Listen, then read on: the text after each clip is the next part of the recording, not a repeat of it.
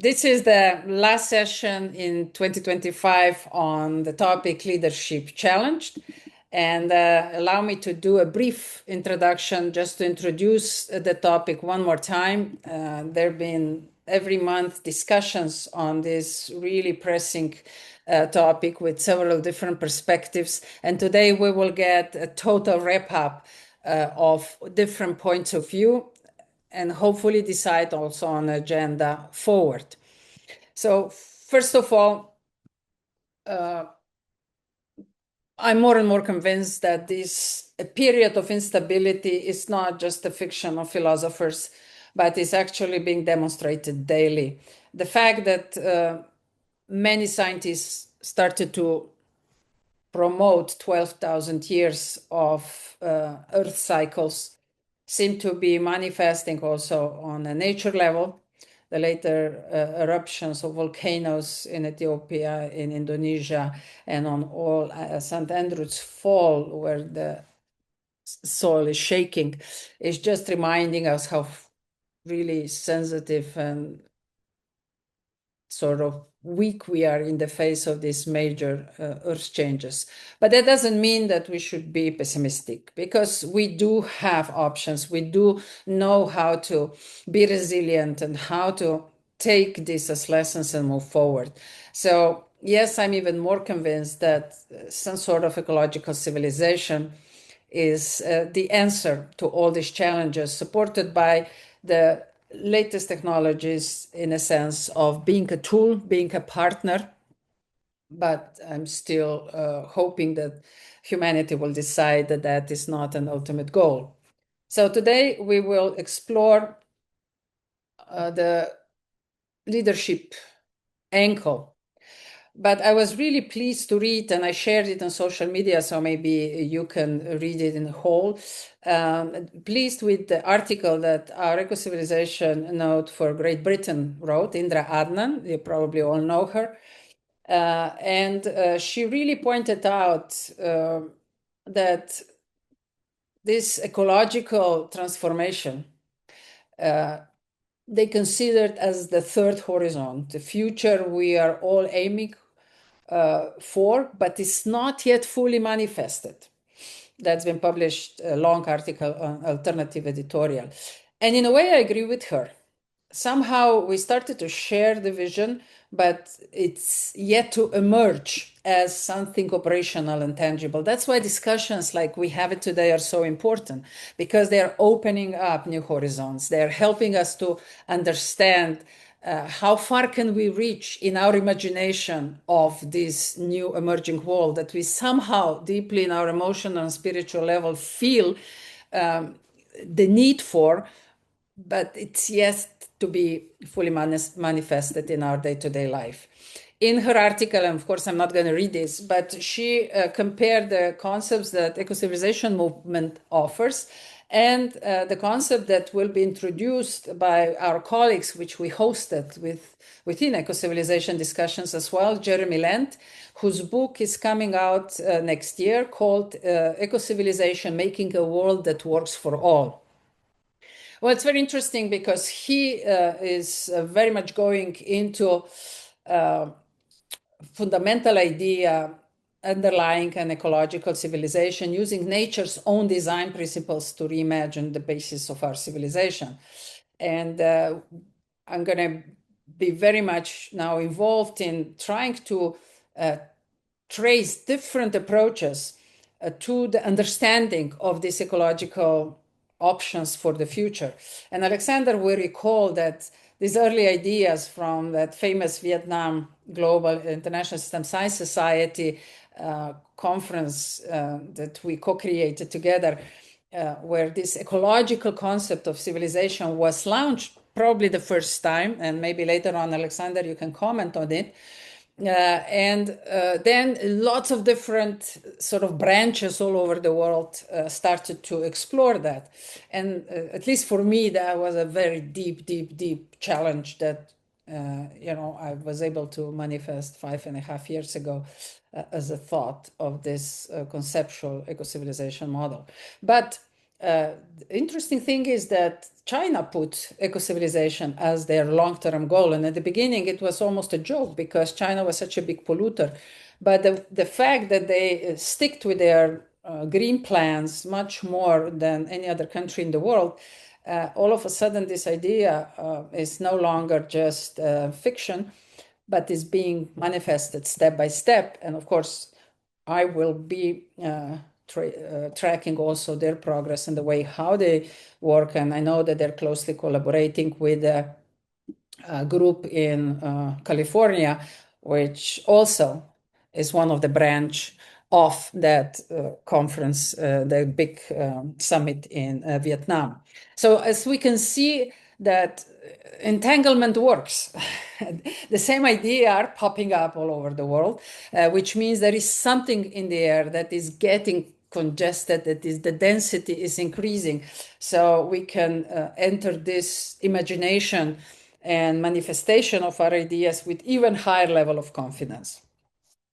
So that is just an encouragement at the beginning that we are willing to communicate our points of view, because today it's more important than ever that we understand that the truths are many, but if they're not communicated, how on earth will we be able to kind of continue our search and path for some common understanding of our shared future? So communication, share the ideas, understanding that everybody holds a little piece of a jig puzzle of this big picture. That is, at least for me, a great motivation to attend different sessions, to discuss, and to invite as many as possible interesting people into the dialogue, to be able to expand not only our awareness, but the field of consciousness within which new ideas are being manifested. That's how this model of potential new societal structure is still a unique one. I have not seen anyone to tackle this kind of challenge. And I'm not saying that it's the best or is the right one, but at least I hope we will continue to evolve around that, and who knows what will emerge at the end. So yes, new mindset is actually seeking new organizational structures, and the existing leadership styles are being also seriously challenged. So let's see what we can add to this rethinking concept today. Before I pass the word down to our great coordinators and those that dare to dive in this year of Leadership Challenge together with all the speakers on various points of view, I'd like to share something that I intimately was following throughout the year. For me, one of the biggest challenges is that there is no theoretical really background, or at least I don't know of, that will really address the leadership in the field of emergence. Meaning, in a VUCA world, unpredictable, without plans, without real goals, but just to be responsive and be able to lead based on the conditions that the momentum is creating. So I could confidently say that I learned that it probably the leadership style in the field of emergence will be a lot about sensing, holding, and co-evolving with whatever wants to be manifested. It's also the fact that there is no static roles anymore. So the roles are constantly evolving, transforming, and shifting. And the one that is defining the role is really the challenge and the conditions within which these solutions are needed. I don't think we can actually predict the future, not in this world, VUCA world anymore, but it's more about the perception. So that's why I feel that the shift in competences will be quite big. And it seems that the leadership in the time of emergency is no longer a role, but rather a full presence. So, which means it's more about verb than noun, and more poetically, if I say, it's more about vessel than the voice itself, is more about we than I. So I'm not going to go into details, but I'm working on the new concept of this leadership in the time of emergence, trying to find adequate sentences and descriptions that are more adequately elaborating and describing what leadership is all about. So hopefully this will find its place in the book as well.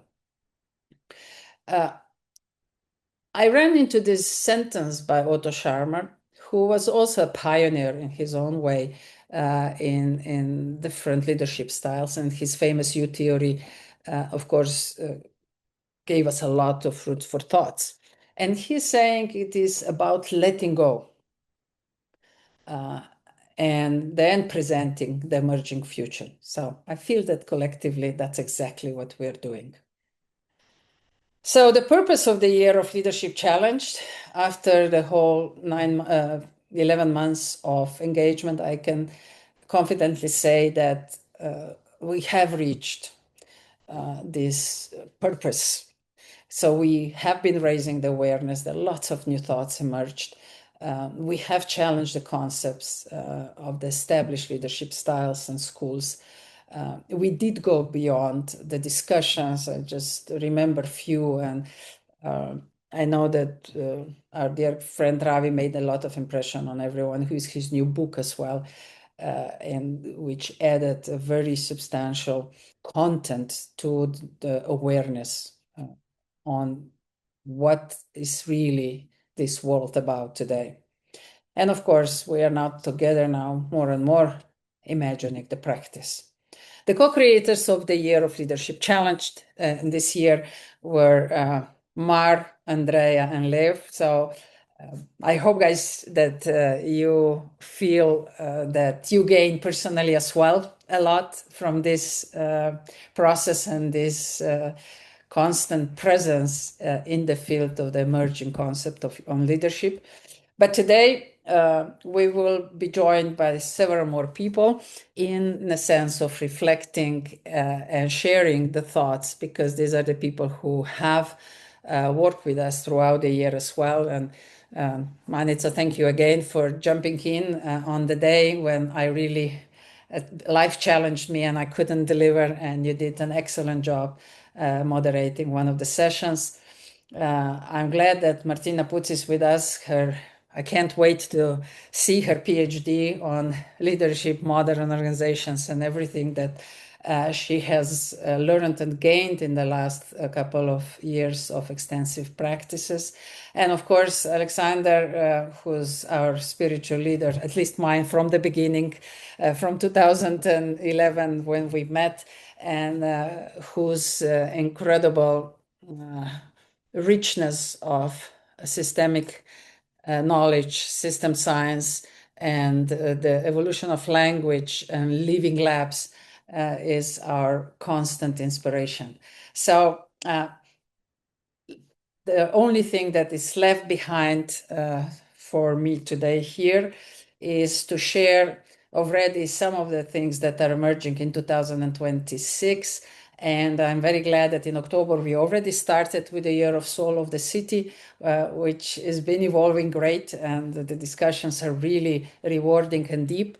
And with February 2026, we are also starting the Year of AI Challenged. The Year of the Soul of the City, we are co-organizing together with our Eco-Civilization Wing for Russia, but also one of the most dynamic energies behind the Living Systems, Living Cities Institute, Research Institute. So I'm looking forward to complete that session, that year as well. We are planning to come up with 2 books next year, one on leadership challenge and the other one on mental health, because also this year we're finishing with the sessions on mental health. And of course, it's worth pointing out that 21st of January 26, We will have again our Eco-Civilization Summit, where we will set the directions for 2026, share some more tangible results, and especially go and walk even more bold and more in an even stronger innovative spirit into this incredible emerging world that is demanding new views and new solutions. So that is from my side. I just wanted to do a little overview. And now I would like to ask my colleagues to really share their experiences, the way how they saw the emergence of the topics that they covered, what are the lessons that they believe we gained, and where do you see this to evolve in the next couple of years? Martina and Alexander joined us in order to give the overall reflections and share, based on their own experiences, how they put the content that they will hear into the larger scope of the organizational and managerial leadership context. So, Mark, the floor is yours. Thank you so much, Violeta. Thank you for these always lessons that you give us in each session. For me, this is a wrap-up session of emotions. And I will explain myself why I bring emotions to the table. Along all this inspired year of eco-civilization, leadership challenge, frustration, speakers that don't deliver what we want to, outcomes that are exactly the same as we want, at the same time, euphoria, passion, creativity, geniality. We are moving from one concept to the other. We dare to say that we want to change the concept of leadership because it's a new civilization, so we need to have a new leadership. So we went from one station to the other, but in that train, we need to be in transit. And the transit is emotions, how we manage emotions. And it's not a coincidence that for next year, we are going to have a module on what is mental health and what is AI, artificial intelligence. How do we manage emotions correctly to have leaders that are healthy mentally and citizens that interpret their orders, their authority from a mental health and critical thinking focus. So in that's it, the true challenge, how we manage with that emotions. Could you hear me? Do you hear me? Yes. Yeah, okay. So for that, for me, it's key that we are able to see how we manage the concept of global leadership. We could be so daring or so crazy to think that we have a global leadership. Can we have a global leadership? Well, I don't think so. I think we need to, for me, the inspired and the lessons learned from all this year is that it's about international leaders and not global leaders. And this is a huge difference for our expectations because we have political leaders that from a political agenda, not a political process, a political agenda and political goals, they focus on having global leaders. So when we refer to Macron, to Trump, the way we endorse them is to say that they're global, but they're not global because that means to be an autocratic leadership. And we need a democratic, and more democratic than ever. This is time to raise awareness of the need to rescue democracy values. However, we are going step by step in an agenda that go in parallel with different agendas. One of it is the one of EI. Recently, as you know, in Armenia, they have appointed a leader that is a minister on public contracts that is from EI, reivindicating on her speech that she is not going to compete. She just wanted to have a place. So the government of Armenia endorsed that idea, saying that the best argumentation for them is saying that will be transparent, that is a matter of accountability, and it's better to fight back corruption. So we get to the vicious cycle in which to fight back a lack of transparency and corruption, we need AI. So we don't have humans. So we don't have emotions. We go to robots. And this is very dangerous. So when we talk about leadership challenge, this is the challenge that we are replacing. So we get this like a lost cause. So we don't trust in humans and we pass to robots. And this is part of a political agenda that is based on mechanics, on technology, and not on people. So for me, the solution on the challenge and what I've heard from all of you on the session, for me is that, first of all, academics, the work of academics will be one of our best resource. Coming from the grassroots, leadership from grassroots, leadership from civil society, and the most important aspect, how we, as Marina says, how we metabolize this part of this AI and make it only an assistant. So for that, we need more power. So if we are talking about a legal reforms, we need to have more power from the civil society. That's why I really welcome the way you channel, Violeta, these kind of initiatives. And we could channel our emotion through these initiatives. So the challenge for next year, it would be certainly mental health, AI. Indeed, there is this almost like a fusion on a global scale, where we see that there is so many agendas interfering with each other. And there is no shared common ground anymore. Everybody thinks that they are in charge and at the top, but the fact is that I feel that more and more that nobody's in charge really, and everything is just part of the emergence. So very unpredictable, very confusing, especially from the outsider who's observing the decisions that the leaders make these days. So thanks for bringing that up. And maybe we can ask immediately, Alexander and Martina, do you have any reflections on that? Would you like to comment? Martina, would you like to go? I can follow. Please, Alexander, the floor is yours. I cannot be before you. Okay, well, wonderful. This is, in terms of timely topics, how do we lead our life? Right? Often leadership is something we put on to those people over there, those people at the top of a pyramid someplace, far away from us, in big white houses, or here in Argentina in pink houses, because the house is a pink house, the president's house. But it is how to lead your life. Right? How do each of us be part of this?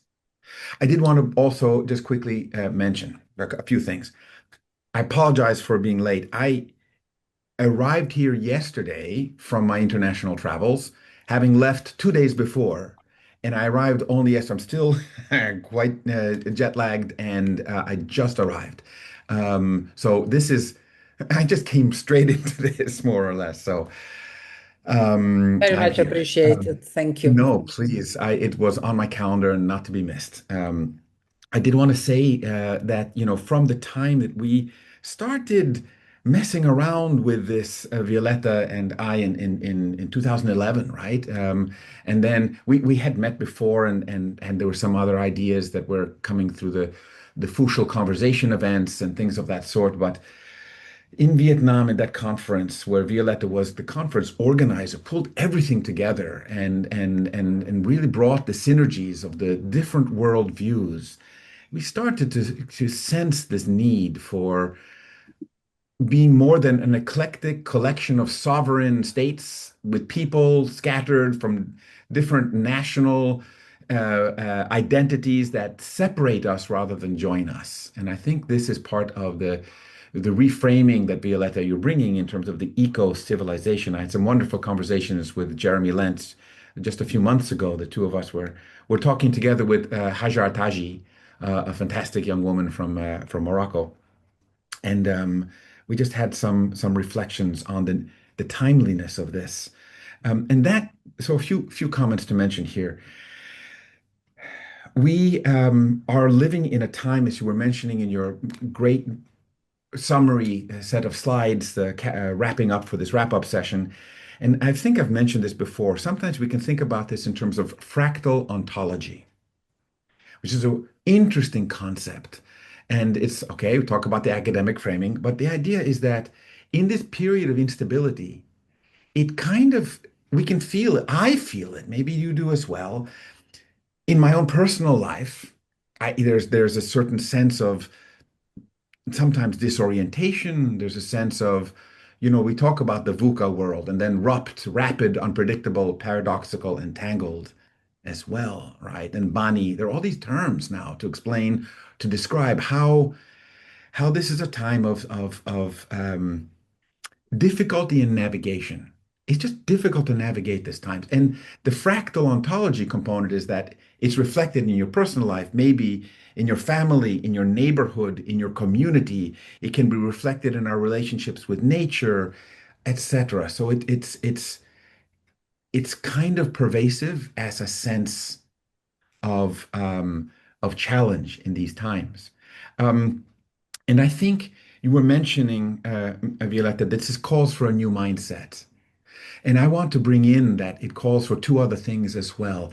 Yes, a new skill set. And this is something, Mara, that you were alluding to. It's a different way of behaving, a different way of being, a different way of interbeing with each other. So there's a skill set that's involved also. And that is a sensitivity and also a listening from the sense of us, the Ubuntu frame.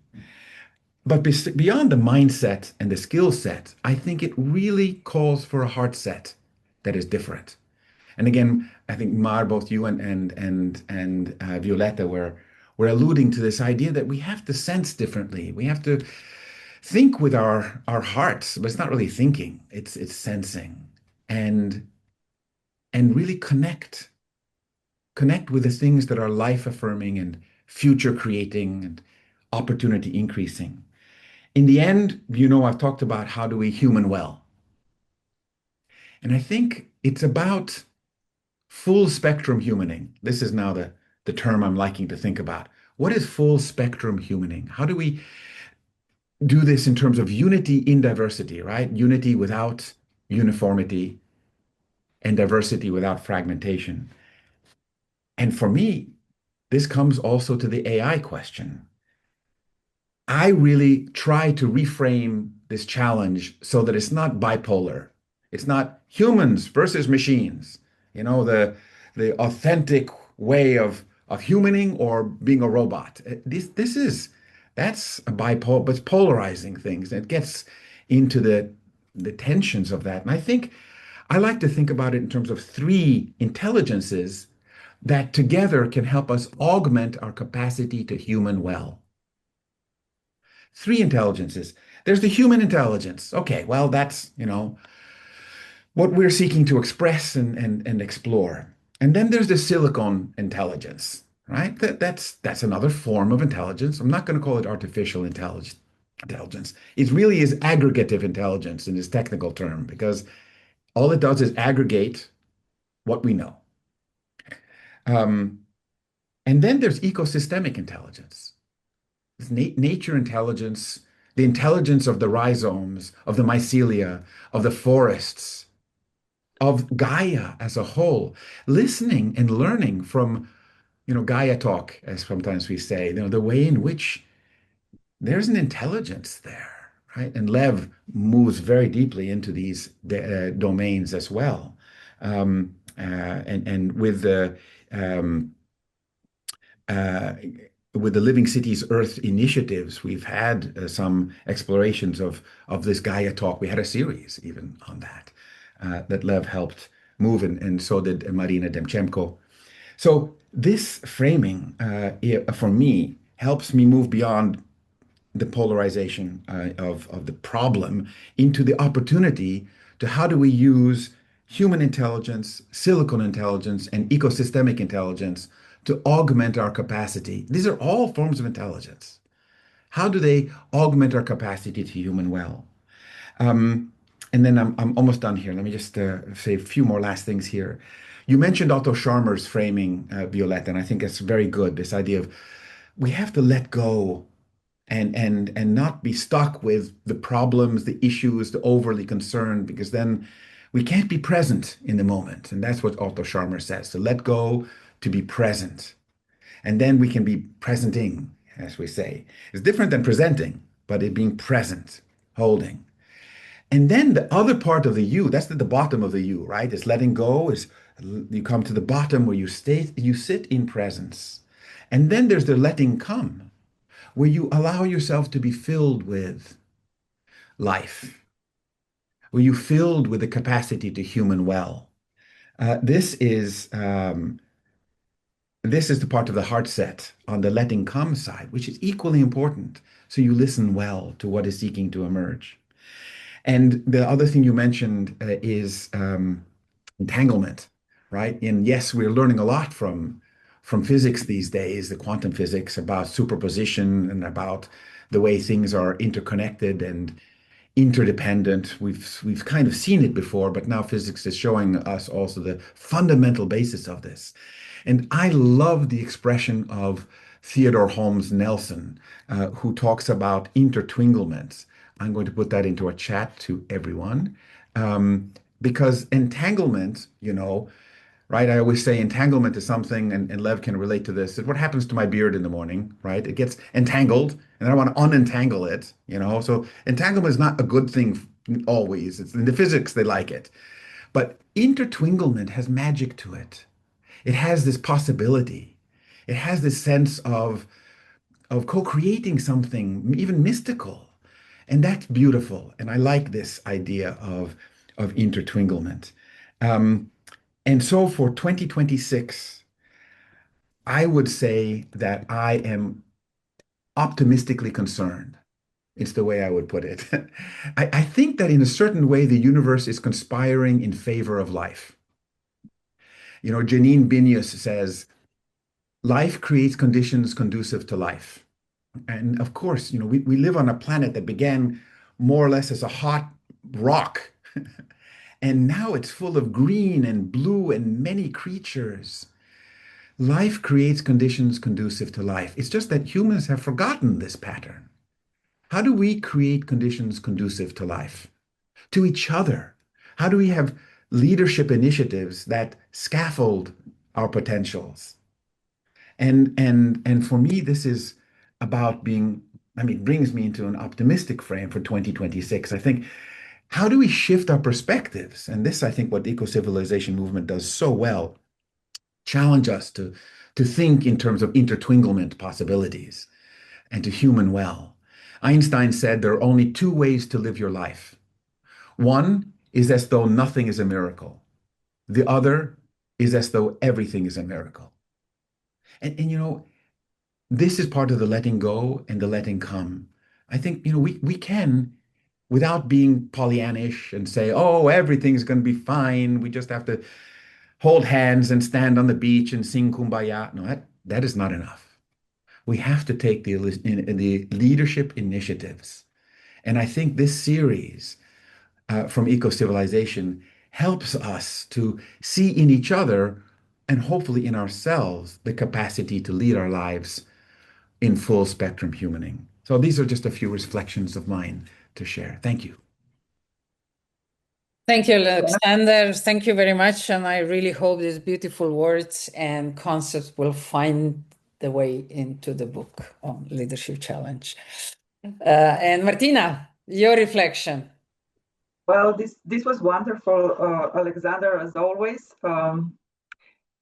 I will paraphrase all three of you. I think that leadership is about humanity.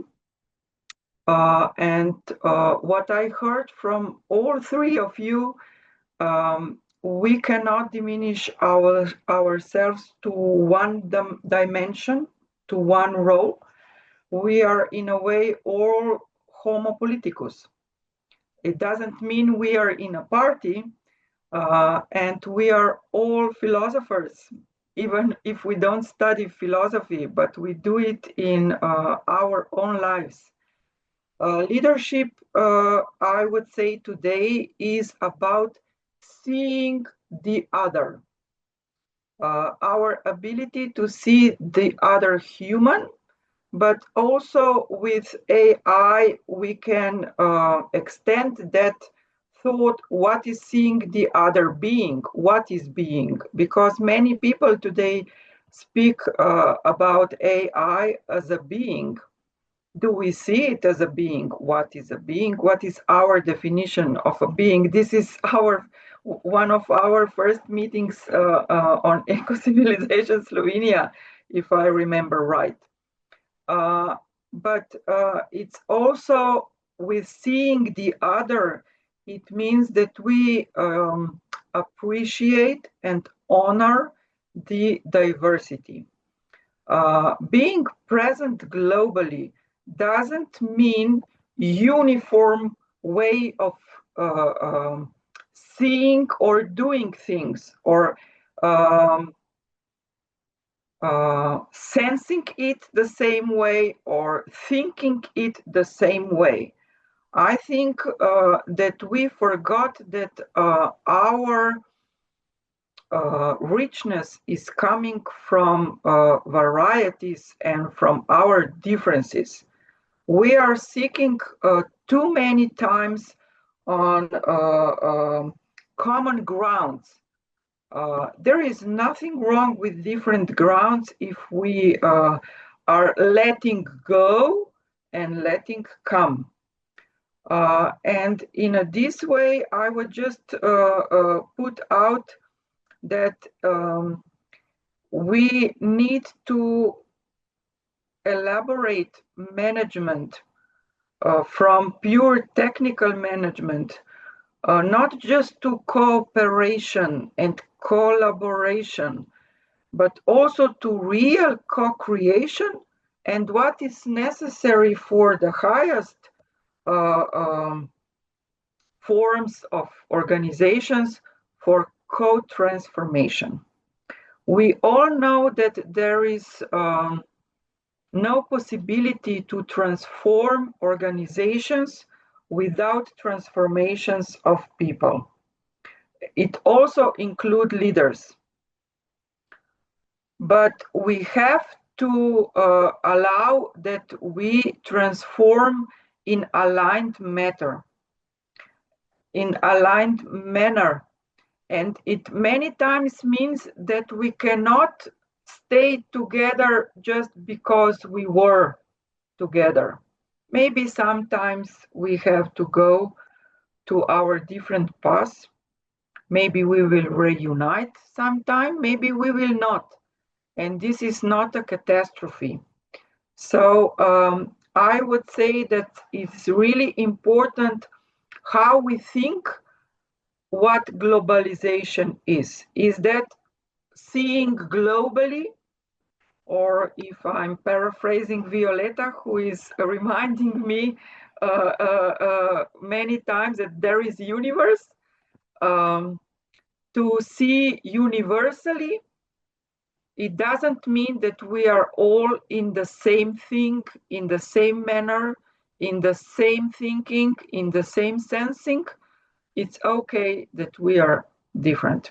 Thank you, Martina. Just the reconfirmation of a really, really old saying that wise men never agree because they know the truths are many, but they still talk and co-create a space within which these truths can emerge.